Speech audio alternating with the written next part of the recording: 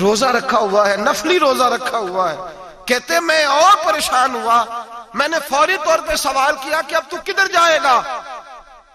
تو کہنے لگا اب میں کہیں نہیں جاؤں گا، میرے ایک دن کا خرچہ میرے ماں باپ نے جو ڈیوٹی لگائی ہے وہ 3 دینار ہے، پورا ہو گیا ہے. اب میں باقی جو وقت بچے گا یا قرآن پاک کی تلاوت کروں گا یا محمد عربی پہ درود و سلام پڑھوں گا. میں نے کہا افطاری کر لینا. کہنے لگا مجھے مسجد بتا دو، میں جا کے اللہ اللہ کرتا ہوں، مجھے شام کو لے آنا. افطاری ہمارے ساتھ اس کی طے ہو گئی، مسجد چلا گیا. مغرب بعد لینے گیا تو کہنے لگا عشاء کے بعد آنا، اب تو میں نے پانی سے افطار کر لیا، کھانا کھانے جاؤں گا تو جماعت رہ جائے گی. کہتے ہیں عشاء کے بعد میں لایا، اس کو کھانا کھلایا. رات گہری ہو گئی تو میں نے کہا تو سو نہیں جاتا؟ میں نے لگا کوئی عرض نہیں، کبھی دور مزدوری کرنے نکل جاؤں تو رہ بھی جاتا ہوں، گھر والوں کو پتا ہے. کہتے میں نے مسافر خانہ کھولا، یوں سمجھیے ڈرائنگ روم بیٹھک میں نے کھولی، اس کو سلا دیا.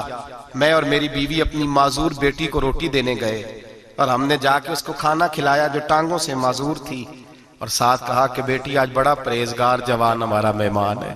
آج چڑھتی جوانی اور تقوی کی روشنی اس کے چہرے سے چمکتی ہے. کیا بات ہے، بڑے ہی اچھے گھرانے کا تربیت یافتہ ہے. کہتے ہیں بچی کو کھانا کھلا کے لوٹے، اپنے کمرے میں سو گئے، بیٹی اپنے کمرے میں لیٹ گئی.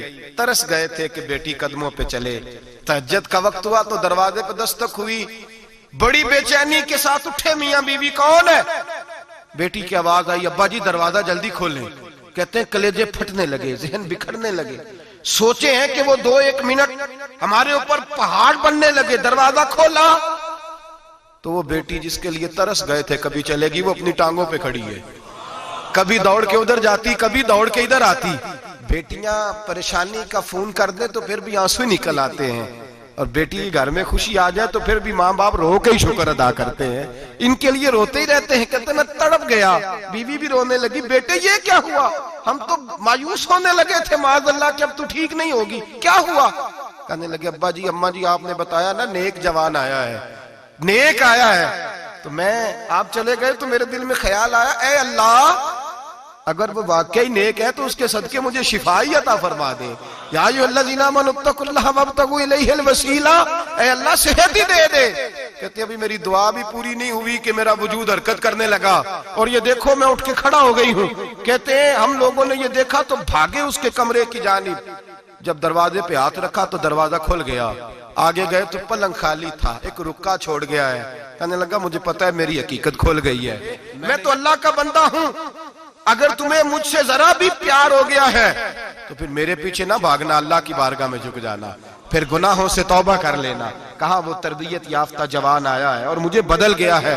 میرے بھائی ماں باپ کی ذمہ داری اولاد کو نکھارنا ہے، ان کو سنوارنا ہے. روزی روٹی کی ذمہ تو اللہ تبارک و تعالیٰ نے لیا ہوا ہے. جو ڈیوٹی اللہ کی تھی وہ معاذ اللہ ہم نے اپنے ذمہ لے لی ہے. اولاد کو رزق حلال کی تربیت کریں، انہیں حکم دیں کہ وہ ہاتھ نہ پھیلائیں، انہیں کہیں کہ وہ محنت کر کے کھائیں، لیکن اصل تو ان کا اخلاق سنوارنا ہے. بچے ہمارے ان کی پوزیشن اتنی خراب ہو جاتی ہے، ہم لاڈ پیار میں اتنا ضدی کر لیتے ہیں. جب جس بچے کا ماں باپ کے ساتھ گزارا نہیں، بتلائیے وہ بیوی کے ساتھ گزارا کرے گا؟ جس کا ماں باپ کے ساتھ وقت نہیں گزرتا وہ بہن بھائیوں کے ساتھ گزارے گا؟ جس کا ماں باپ کے ساتھ وقت نہیں گزرتا وہ کولیگز کے ساتھ وقت گزارے گا؟ کس طرح وہ اپنے آپ کو، میرے نبی کریم سید عالم صلی اللہ علیہ وسلم نے ڈیوٹی لگائی کہ ماں باپ اپنے بچے کی تربیت کریں، انہیں اللہ سے جوڑیں. تکلیف میں وقت گزارا جناب اسماعیل نے. ایک روایت ایسی بھی ملتی ہے کہ 13 سال حضرت ابراہیم پلٹ کے گئے نہیں بیٹے کا پتہ لینے، لیکن جب بھی بیٹے نے ماں سے باپ کے بارے میں پوچھا کہ میرے والد کیوں نہیں آتے تو ماں نے ایک ہی لفظ کہا، بیٹے جناب ابراہیم اللہ کے نبی ہے اور اللہ کے حکم سے ہمیں چھوڑ گئے ہیں. ایسی تربیت، ایسی ٹریننگ بچے کے ذہن کو بدل ڈالا، اسے اللہ والا بنا لیا. اور ہمارے مفسرین نے بحث کی ہے کہ جناب اسماعیل جو اللہ کی راہ میں قربان ہونے کو تیار ہو گئے، ان کے سینے میں جو رب کریم کا اتنا پیار موجزن ہوا کہ وہ گردن کٹانے پہ تیار ہو گئے. تو فرماتے ہیں یہ تربیت جناب ہاجرہ کی تھی، یہ ٹریننگ حضرت وہ فیضان نظر تھا، یہاں کے مکتب کی کرامت تھی. سکھائے کس نے اسماعیل کو آداب فرزندی؟ میرے بھائی یہ جناب ہاجرہ نے تربیت دی.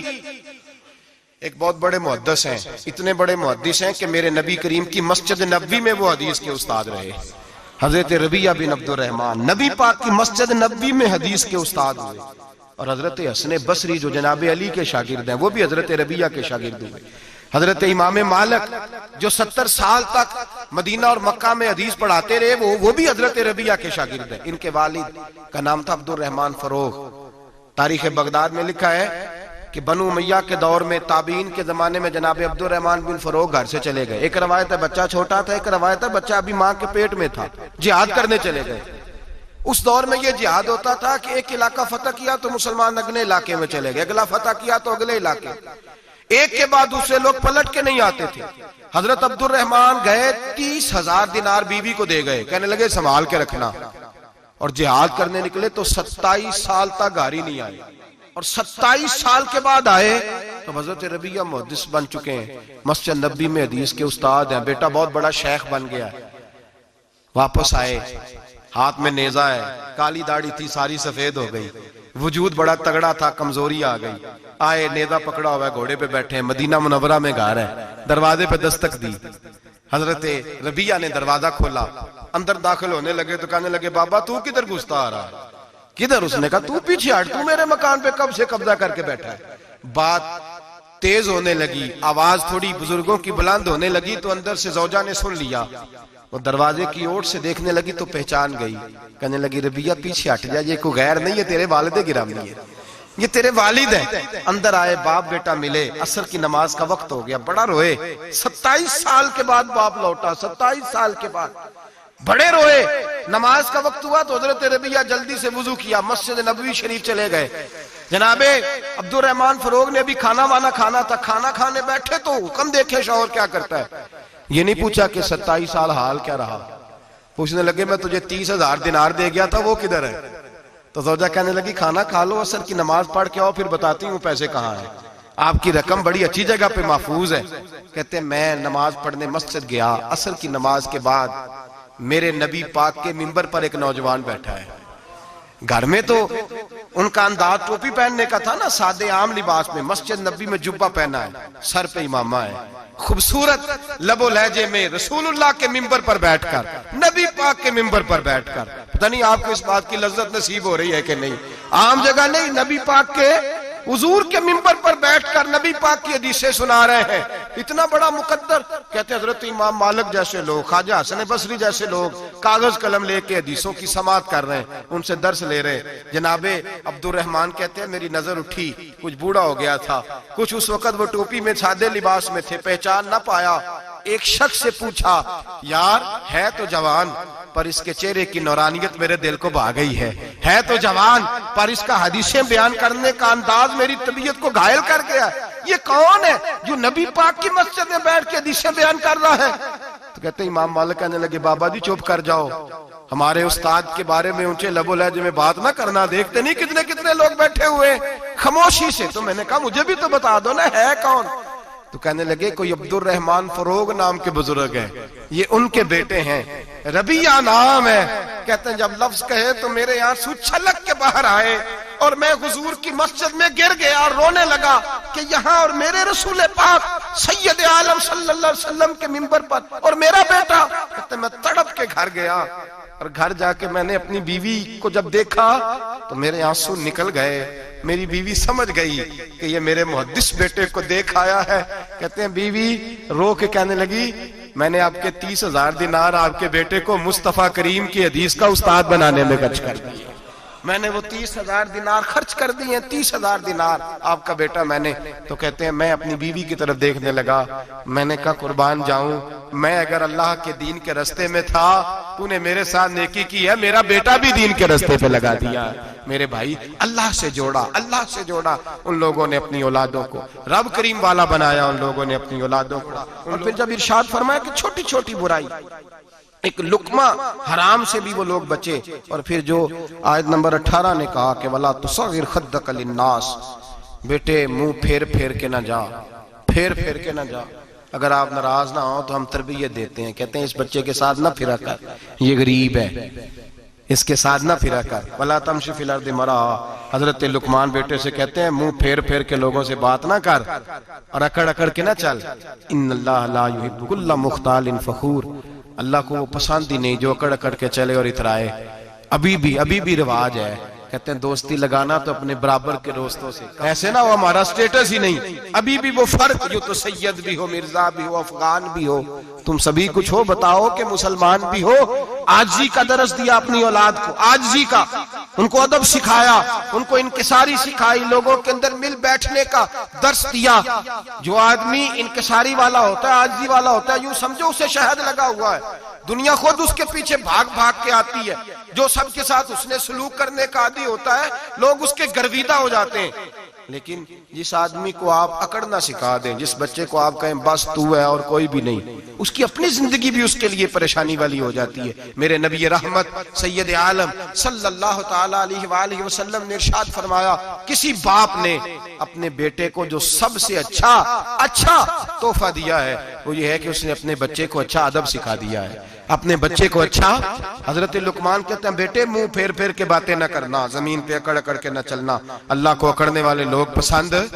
ہارون رشید نے امام نسائی کی ڈیوٹی لگائی کہ میرے بیٹے کو حدیث پڑھائیں گارا آ کے، تو امام نسائی کہنے لگے یہ نبی پاک کا دین ہے، یہ میں اس کو رسوا نہیں کر سکتا، جس نے پڑھنا ہے میرے پاس آ کے پڑھے، اور جہاں سب بچے بیٹھتے ہیں وہیں پڑھے۔ ہارون رشید کہنے لگا حضور آپ کیا سمجھتے ہیں، میں نے بھی تو آپ کو آزمانے کے لیے یہ جملہ کہا تھا، یہ وہیں آ کے پڑھے گا جہاں سارے غریبوں کے بچے پڑھتے ہیں۔ اب تو روز استاد کٹہرے میں کھڑا ہوتا ہے، اسکول کے استاد کا تو مجھے نہیں پتا، پہلے مدرسے کا استاد تو روز بیچارہ ہاتھ باندھ کے چودھری صاحب نے کہا میرے منڈے نو مارے تو 8,000 کا مولوی ہے، اور میرا بیٹا تو 8,000 کے روز گول گپے کھا جاتا ہے، میرے بیٹے کو تو نے مارا ہے، تجھے اپنی حیثیت کا پتہ ہے؟ روز استاد کٹہرے میں کھڑا ہوتا ہے۔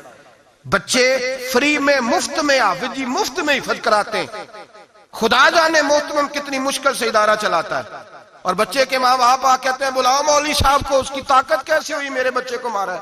وہ مولوی وہ جو کل دانے لینے آیا تھا وہ آج میرے بچے کو مارے گا؟ یہ رویہ ہے ہمارا۔ ہارون رشید بادشاہ نے اپنے بیٹے کو امام نسائی کے پاس پڑھنے بٹھایا۔ ایک دن حضرت کہاں لوگ کہتے بس بس بیٹا ٹھیک ہے، سیدھا سیدھا تو دین سیکھ کے آیا، ایسے کسی درویش کا مرید ہونا اور کسی عالم کی نوکری کرنا، اب تو بالکل ٹھیک ہے، پیر اساں بھی رکھے نے، یہ کہ تیرا طریقہ ہے، تو تو پیچھے لگ گیا ہے، یہ کس طرح کا تیرا رویہ ہے؟ ہارون رشید بادشاہ، ہارون رشید وقت کا مطلق العنان بادشاہ، امام نسائی ان کے بیٹے کے استاد ہیں، امام نسائی رحمت اللہ علیہ کے پاس بیٹا پڑھتا ہے، ہارون رشید گزر رہا تھا تو بیٹا وضو کرا رہا ہے، شہزادہ وضو کرا رہا ہے استاد جی کو، اور پیر دھلا رہا ہے۔ ہارون رشید گھوڑے سے گزرا تو اس نے دیکھا خانقاہ کے باہر، مدرسے کے باہر استاد جی وضو کر رہے ہیں اور بیٹا وضو کرا رہا ہے، سراہی پکڑی ہے، لوٹا پکڑا ہے، استاد جی پیر دھو رہے ہیں۔ ہارون رشید غصے سے اترا، ساتھ بہت سارے سپاہی تھے، انہوں نے کہا کہ یہ مولوی کو مارے گا، مولوی کو مارے گا کہ تو کس طرح میرے بیٹے سے یہ کام کاج کرا رہا ہے؟ کہتے نیچے اترے اور ہارون رشید نے جا کے نا زور سے ایک تھپڑ اپنے بیٹے کے چہرے پہ مارا۔ بیٹا کہنے لگا ابا جی میری غلطی کیا ہے؟ فرمانے لگے تجھے پتہ ہی نہیں تو کس شخص کے پاس پڑھتا ہے؟ تو پانی ڈال رہا ہے، تیرے استاد کو اپنے ہاتھوں سے اپنے پیر دھونے پڑ رہے ہیں، بیوقوف، ایک ہاتھ سے پانی ڈال اور دوسرے ہاتھ سے استاد کے پیر دھو، تجھے پتہ ہی نہیں کہ یہ شخص جب نبی پاک کی حدیثیں بیان کرتا ہے تو کئیوں کو مصطفیٰ کا دیدار نصیب ہو جاتا ہے۔ یہ پتہ نہیں تو کس محدث کا شاگرد ہے، ایک ہاتھ سے پیر پہ پانی ڈال، دوسرے ہاتھ سے دھو، اس لیے کہ بان علموں جو کرے فقیری وہ کافر مرے دیوانہ ہو۔ اگر تو نے دنیا میں کامیاب ہونا ہے تو اس سے فیض علم حاصل کر، بیٹے یاد رکھ، اگر تو اس کی بارگاہ میں حاضری دے گا تو تو آگے بڑھے گا۔ حضرت عمر بن عبدالعزیز کتنا بڑا شخص ہے، ثانی عمر کہا گیا، ثانی عمر کہا گیا ان کو۔ حضرت عمر بن عبدالعزیز رحمت اللہ علیہ، حضرت صالح بن کسان ایک محدث تھے مدینے کے، ان کے شاگرد تھے۔ بچوں کو ہم آج جی کہاں بچے ادب کرتے ہیں اساتذہ، کہاں ادب کرتے؟ ایک اسٹوڈنٹ مجھے کہنے لگا جی ہم ادب کرتے تھے جب تک استاد ٹیوشن نہیں لیتے تھے، اب استاد بھی تو ٹیوشن لے کے پڑھاتے ہیں۔ اور میں نے کہا خدا کے بندے کیا دے سکتا ہے تو استاد کو؟ حضرت علی فرماتے ہیں جس نے ایک لفظ پڑھایا مجھے گلی میں کھڑا کر کے بیچ بھی سکتا ہے، تو نے قیمت کیا ڈالی ہے؟ استاد کچھ بھی کر لے، استاد نے تو استاد ہی رہنا ہے نا میرے بھائی، لیکن وہ لب و لہجہ ہمارا موجود ہے۔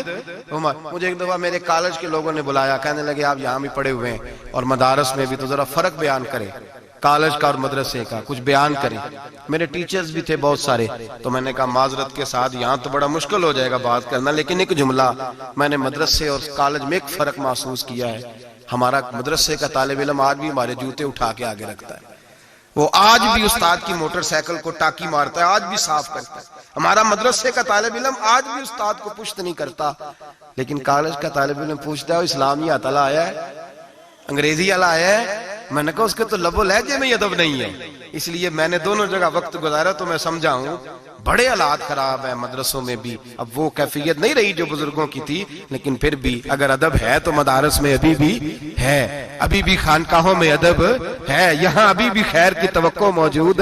وہاں سے تو رخصت ہو گیا، وہاں تو معاملہ اور طرح کا ہو گیا الا ماشاءاللہ۔ حضرت عمر بن عبدالعزیز جناب صالح بن کیسان کے پاس پڑھتے تھے، اسٹوڈنٹ تھے، اور پھر بعد میں آپ ان کے مرید بھی ہوئے، باقاعدہ درس لیتے تھے طریقت کا۔ حضرت جناب صالح بن کیسان کے پاس تعلیم تھی، ان کے والد جناب عبدالعزیز اس وقت مصر میں بہت بڑے تاجر تھے، جناب عمر بن عبدالعزیز کے والد، تو ان کے پاس چھوڑ گئے، کہا میرے بیٹے کی صرف ان کو دین نہ پڑھانا، اس کی روحانی تربیت بھی کرنا۔ ایک دن استاد جی نے عصر کی نماز کا سلام پھیرا تو حضرت عمر بن عبدالعزیز کھڑے ہو گئے، ایک رکعت ان کی رہتی تھی پیچھے، تو آپ نے نماز کے بعد بلایا اور بڑے میٹھے لب و لہجے میں کہا عمر کیا بات ہے تیری ایک رکعت رہ گئی؟ تو کہنے لگے استاد جی میں کنگھی کر رہا تھا، شیشے کے آگے کھڑا تھا، تو آئینہ دیکھتے دیکھتے بال سوارتے سوارتے مجھے پتہ ہی نہیں چلا، جب آیا ہوں تو لیٹ ہو گیا۔ حضرت صالح بن کیسان رحمت اللہ علیہ نے ان کے والد کو مصر میں خط لکھا، فرمایا آپ کا بیٹا میری پوری فرما برداری نہیں کرتا، کل کو مجھے نہ کہنا تربیت صحیح نہیں ہوئی۔ آج فلاں تاریخ کو اس نے ایک رکعت پوری چھوڑ دی ہے جماعت کے ساتھ، اس لیے کہ وہ کنگھی کر رہا تھا بالوں کی، پوری رکعت چھوڑ دی ہے۔ ابا جی بہت بڑے تاجر تھے، پر انہوں نے یہ نہیں کہا کہ مولوی تو پاگل ہو گیا، اس کو تو پتہ ہی نہیں کیا ہو گیا، ابھی بچہ ہو جائے گا سیانا، کوئی بات نہیں ٹھیک ہو جائے گا۔ حضرت عبدالعزیز نے وہاں سے ایک شخص بھیجا پیسے دے کے، گھوڑا دے کے، فرمایا مدینے جاؤ، اور سیدھا مدینے آیا۔ حضرت عمر بن عبدالعزیز کو گھر سے اچکا، بلایا نہیں، زبردستی پکڑا، اچک کے گھوڑے پہ بٹھایا، حجام کی دکان پہ لے گئے، فرمایا اس کی ٹینڈ کر دو، نے بال کاٹ دیے اور بال کٹوا کے سیدھے حضرت صالح بن کیسان کے پاس لے گئے، کہنے لگے حضور یہ کھاتا ہے اس کے والد کا، میں نے اس کی ٹینڈ کرا دی ہے، جس بالوں کی وجہ سے اس کی جماعت رہ گئی تھی میں نے وہ بال ہی ختم کر دیے۔ تو اس کے والد کہتے ہیں آپ ذرا ذرا سے بھی بات، ایک ذرہ برابر بھی بچے کے اندر ہم کوتاہی برداشت، ہم اسے سنوارنا چاہتے ہیں، معاشرے کو دینا چاہتے ہیں، ہم ایک خوبصورت انسان بنانا چاہتے ہیں۔ تو حضرت لقمان کہنے لگے بیٹے تو چہرہ رخسار بدل بدل کے لوگوں سے بات نہ کر، اکڑ کے نہ چل، اس لیے کہ اللہ کو اکڑنے والے پسند، تو کیا کر وقصد فی مشیک وغضض من صوتک، درمیانی چال چل، آواز کو پست رکھ۔ ہم اپنے بچوں کو میانہ روی کا درس نہیں دیتے، اگر کسی کے پاس بہت زیادہ پیسے ہیں تو وہ بس کہتا ہے میرا بیٹا، میں نے سارے لاڑ دیکھے ہیں، میں نے ہر خواہش پوری کی ہے، یہ تو کوئی عقل مندی کی بات نہیں۔ ضرور خواہشات پوری کریں، اگر ہیں تو کنجوسی کرنے سے منع کیا ہے نبی پاک صلی اللہ علیہ وسلم، لیکن بچے کو معتدل رکھیں، اسے دھوپ اور چھاؤں دونوں کا پتہ ہونا چاہیے۔